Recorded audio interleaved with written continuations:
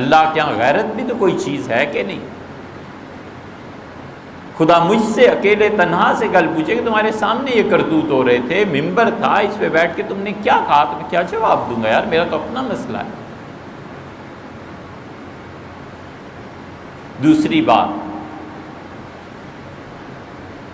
یہ طے شدہ بات ہے کہ اس جمہوریت کا ایک ہی بچہ پیدا ہوا ہے، اور اس جمہوریت نے ہمیشہ ایک ہی چیز کو پیدا کیا، اور وہ سیکولر، ہمیشہ سیکولرزم کا نظام آئے گا۔ اس لیے کہ اکثریت کی بنیاد پر فیصلہ ہوتا ہے۔ ہمارے یہاں تو جمہوریت ہے ہی نہیں، یہ کسی کو غلط فہمی ہے نا کہ اس ملک میں جمہوریت ہے، کچھ نہیں۔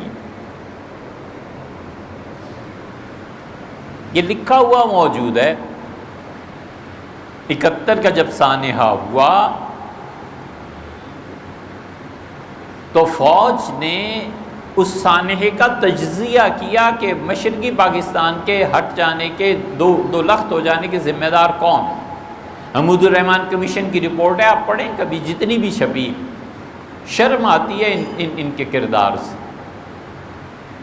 جو سیاستدان اس وقت تھے، اگر لکھا ہوا سب کچھ سچ ہے تو پھر اللہ ہی حافظ ہے۔ حمود الرحمن کمیشن رپورٹ میں ایک ایک چیز انہوں نے لکھی ہے، اور فیصلہ یہ ہوا اس کا، فوج جس نتیجے پر پہنچی کہ اس ملک کو برباد کرنے میں بڑا ہاتھ سیاستدانوں کا ہے، ان سیاستدانوں نے اس ملک کو تباہ کیا ہے۔ نتیجہ یہ کہ انہوں نے ایک شعبہ قائم کیا نیک نیتی کے ساتھ، اچھائی کے ساتھ، اس ملک کی اچھائی کے لیے، اس ملک کی ترقی کے لیے۔ وہ پولیٹیکل ونگ ہے، جنرل جن کا انتقال ہو گیا، حمید گل صاحب، اور ان لوگوں نے یہ باتیں عام کی۔ وہ پولیٹیکل ونگ ہے اور وہ اس ملک کی بہتری اور اچھائی چاہتا ہے۔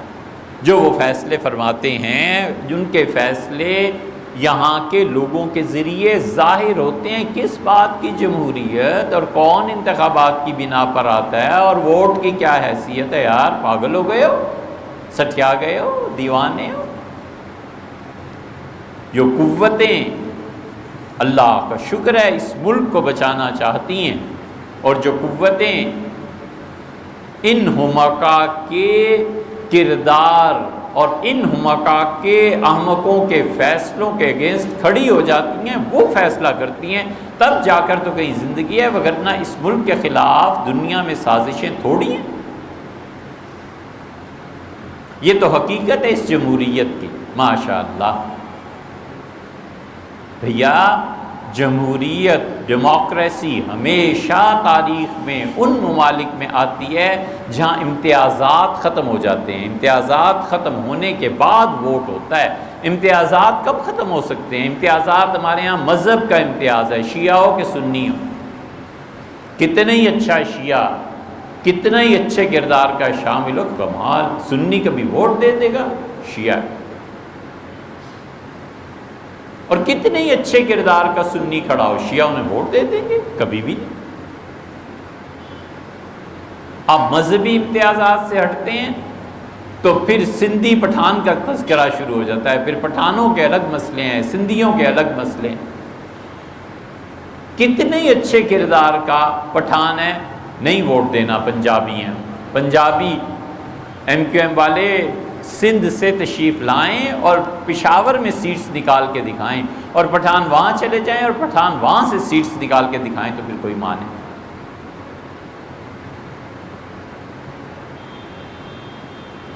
زبان، علاقہ، مذہب، اس کی تنقیح اور اس کی سطح سے اوپر اٹھ کے پھر عذاب آ جاتا ہے برادریوں کا۔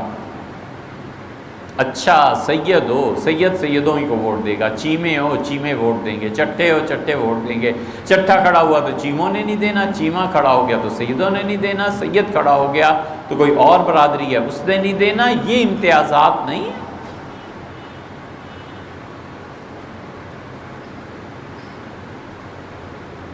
تقسیم در تقسیم ہے، ٹکڑوں کے بھی ٹکڑے ہیں۔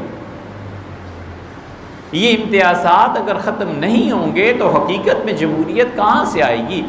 جس یورپ کے پیچھے اور امریکہ کے یورپ اور اس سسٹم کے پیچھے چل رہے ہیں کہ جمہوریت اور جمہوریت بہتر ہے اور اچھی ہے، یار انہوں نے جمہوریت کو اپنے ممالک میں قائم کیا تھا، بنیادی امتیاز مٹا کر پھر قائم کیا تھا۔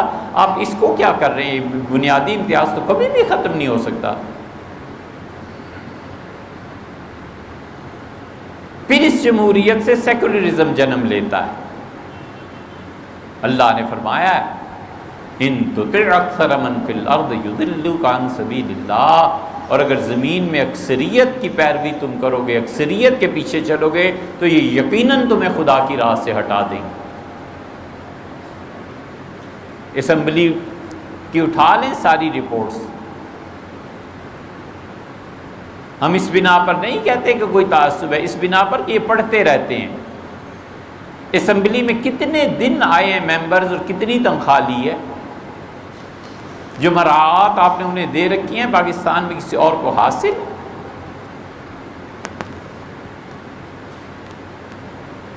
اللہ کے دین پہ گمراہی کی چیزیں پیش ہوتی ہیں اور اسمبلی اس کی منظوری دیتی ہے؟ اچھا نہیں دیتی، چلیے مان لیا، آپ نے کتنی چیزیں ایسی پیش کی ہیں جس سے ملک میں اسلام کے قانونی نظام کے لیے پیش رفت ہو، اور یہ تو کھلے گا صاحب۔ ہم آپ سے عرض کر رہے ہیں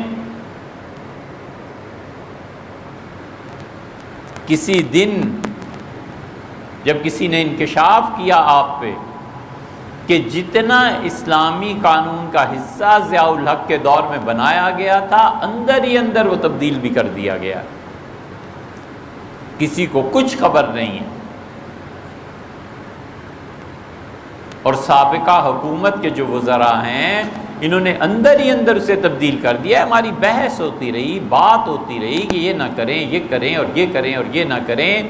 اسلامی نظریاتی کونسل میں جب مولانا شیرانی صاحب تھے تو مولانا شیرانی سے کئی مرتبہ بات ہوئی کہ حضرت یہ قانون کیسا ہے، یہ کیسا ہے، اس کو ایسے کریں ایسے کریں۔ یہ ان چیزوں کی بنیاد پر کہہ رہے ہیں جو ہم نے اپنی آنکھوں سے دیکھی ہیں اور خود چل کر گئے ہیں، یہ نہیں ہے کہ ہم نے کہیں سے سن لی اور سنی سنائی اڑا دی۔ آپ ووٹ کی بات کرتے ہیں، ووٹ شہادت ہے۔ اب کیا شہادت دینے سے؟ بالکل مان لیا، حضرت مفتی محمد شفیع صاحب رحمۃ اللہ علیہ دارالعلوم کراچی کے بانی، بہت بڑی ہستی تھی، حضرت رحمۃ اللہ علیہ کے فتوے پہ ہی ساری دار و مدار ہے نا اب کراچی کے مفتیوں کا۔ ہم کہتے ہیں حضرت رحمۃ اللہ علیہ کا فتویٰ سر آنکھوں پہ۔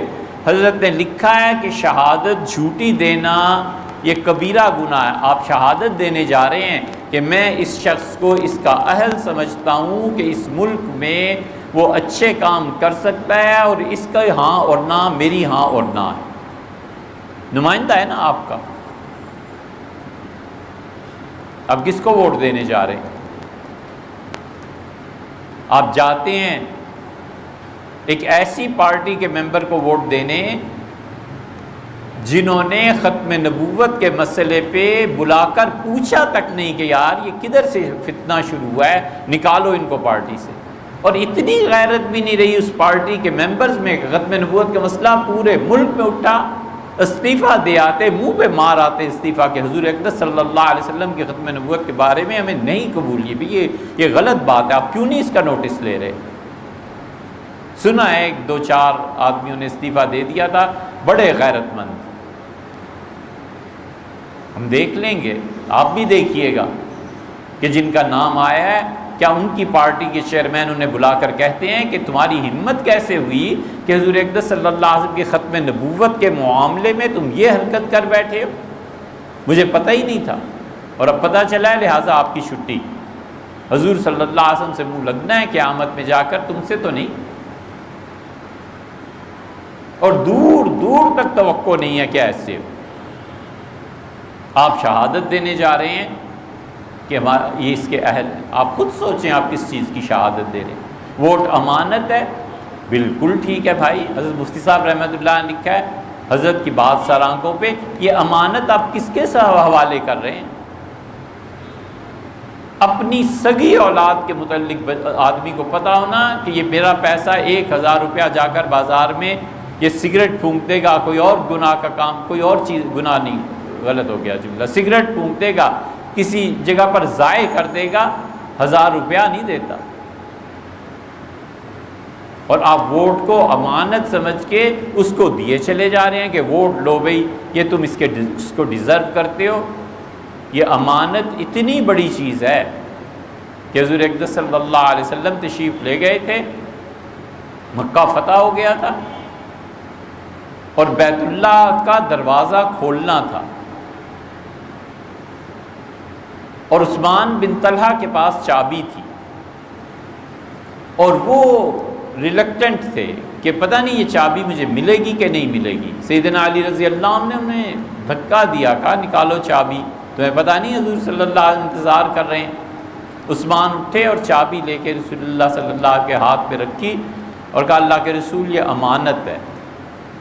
آپ نے کوئی جواب نہیں دیا، دروازہ کھلوایا، تشریف لے گئے، عبادت کی، واپسی ہوئی۔ آپ نے فرمایا میں سوچ رہا تھا کہ میں چابی کس کو دوں، اور پھر خدا کی یہ بات یاد آئی کہ اللہ نے فرمایا ایمان والو امانت اس کے سپرد کرو جو اس امانت کا اہل ہے۔ تو عثمان پہلے چابی لوگوں نے تمہیں دی تھی، مکہ والوں نے، اب میں اللہ کا رسول تمہیں چابی دیتا ہوں خالدتاً خالدتاً، ہمیشہ ہمیشہ کے لیے، قیامت تک کے لیے، اور کوئی تم سے اس چابی کو نہیں لے گا مگر وہ جو ظالم ہوگا وہ لے لے گا۔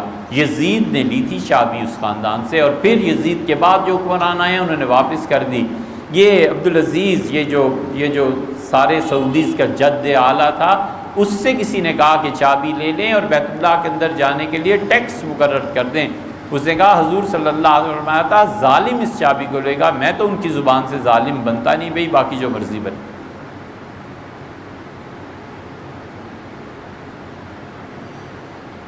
اس لیے کیسی ڈیموکریسی ہے؟ اصغر خان صاحب نے جو کیس کیا تھا کہ اتنے پیسے دیے گئے اور اس بنا پر ساری سازش تیار کی گئی یا جو کچھ بھی ہوا، اس کا فیصلہ کیوں نہیں ہو گیا؟ اور کیسا ووٹ ہے اس کا تقدس؟ سبحان اللہ، ووٹ دے کے تمہیں آگے بھیج دیں تاکہ تم کل جا کر پھر خدا کے ساتھ شرک کی راہیں کھولو اور عقیدے میں دخل دو، اور جیسے یہ ملک، اسی لیے ایک آدمی بتاؤ یار، کہیں ہزاروں نے دیکھا ہے نواز شریف صاحب نماز پڑھتے ہیں، لاکھوں نے دیکھا ہے عمران خان صاحب نماز پڑھتے ہیں، بلاول نے کبھی ایک آدمی بتاؤ کہ نماز کسی کے سامنے پڑھی ہو؟ یہ کردار ہے نا۔ وہ خود کہتے ہیں کہ با کردار کو ووٹ دو، ہم کہتے ہیں حضرت با کردار کو ووٹ دیں، آپ کا کردار کیا ہے؟ اس لیے اگر اس نظام میں شرکت کرنی ہے تو سب سے پہلی بات یہ ہے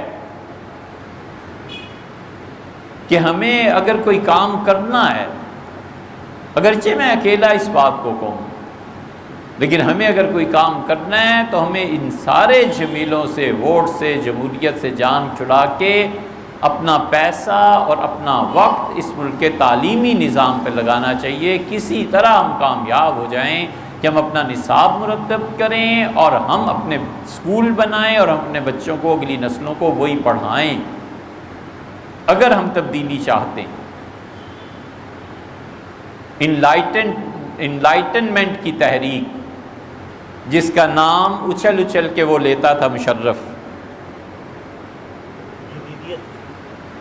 اللہ تعالیٰ دونوں جہان اس کے برباد کرے۔ اس کے دور میں تو داڑھی رکھنا اور ٹوپی سر پہ رکھنا عذاب ہو گیا تھا، اس نے عذاب بنا دیا، رسوا فرمائے اللہ تعالیٰ دونوں جہانوں میں اسے۔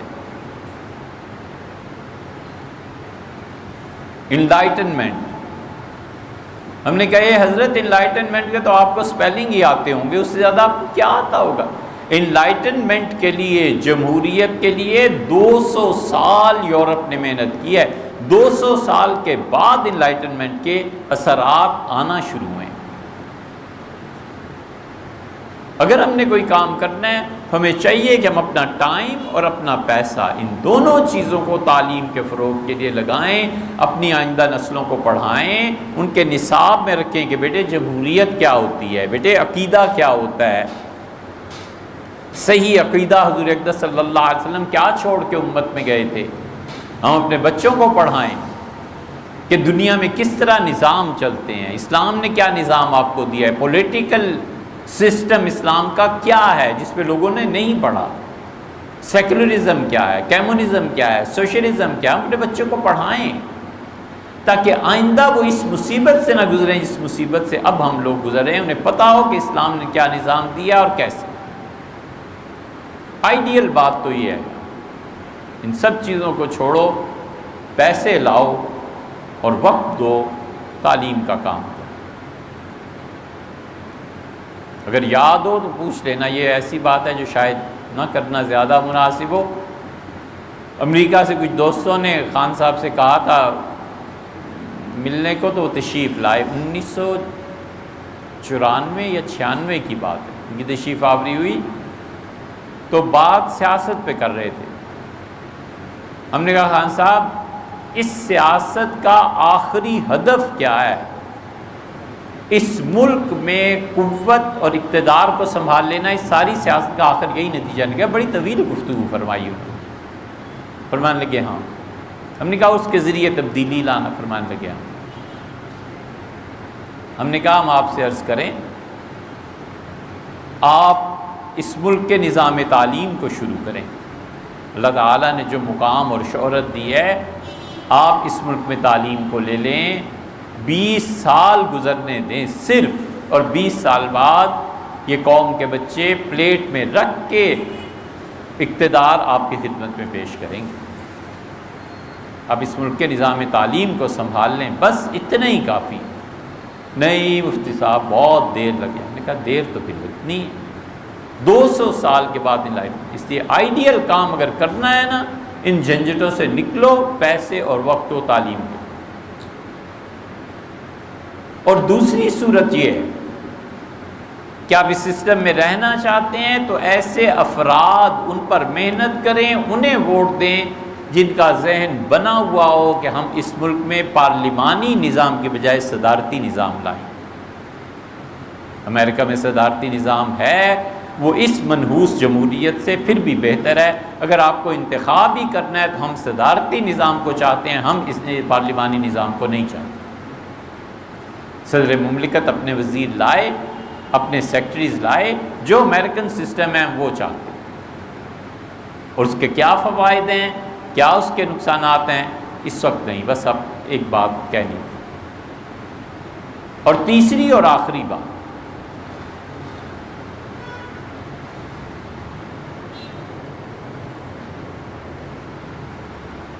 کہ ہم اپنے نمائندوں سے یہ مطالبہ کریں، ان کا ذہن بنائیں، بشرطے کہ وہ نمائندہ ملے بھی، جو 5 سال اپنے حلقے میں نہ آتا اس سے بات کوئی کیا کرے،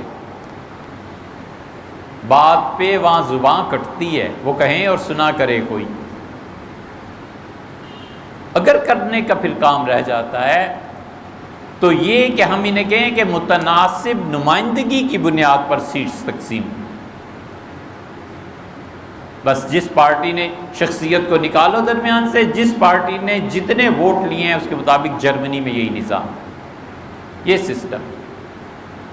جو لوگ انقلاب کی باتیں کرتے ہیں، انقلاب اس ملک میں آ بھی جائے تو 6 مہینے سال سے زیادہ بظاہر چلنے والا نہیں، اور خلافت راشدہ اور خلافت کا نظام سبحان اللہ وہ تو اللہ تعالیٰ نے ہی نہیں دینا، وجہ اس کی یہ ہے کہ ہمارے کرتوت، یہ قوم، ہم لوگ اس قابل ہیں کہ خدا خلافت جیسا پاک نظام ہم کو دے دے۔